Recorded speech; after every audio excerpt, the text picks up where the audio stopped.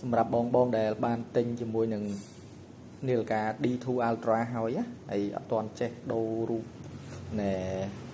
មុខនៅលើនាឡិកាអញ្ចឹងសម្រាប់នាឡិកានេះអាចដាក់តាំងរូបខ្លួនឯងនៅលើអេក្រង់នាឡិកានឹងធ្វើជាមុខនាឡិកាបានណាអញ្ចឹងបងប្អូនអាចធ្វើតាមវិធីនេះដំបូងគឺយើងចូលទៅក្នុង app ណែនាឡិកានៅក្នុងទូរស័ព្ទដៃចូលមក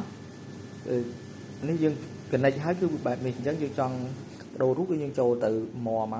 យើងចង់ដាក់រូបខ្លួនឯងគឺចូលមកបែបនេះកន្លែងនេះមានផ្ទៃអញ្ចឹងណាយើងចូល my voice face តមកវាចេញបែបនេះអញ្ចឹងបងប្អូនចូល edit វាមកនេះកន្លែងនេះយើងអាចចូលទៅយករូបភាពយើងបានយើងចូលបន្តមកចេញមកបែបនេះ select ហើយយើងទៅរករូបភាព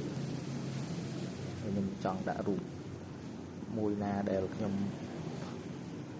មាននៅក្នុងទូរស័ព្ទណារូបខ្ញុំចង់ដាក់រូបនេះឧទាហរណ៍ខ្ញុំសេរីមក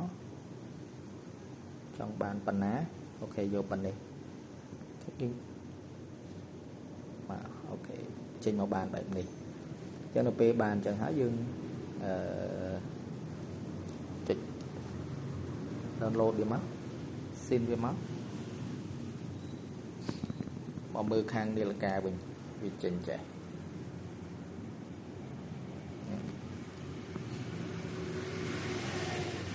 យើងរងចាំវាដល់ load 100% គឺអូខេ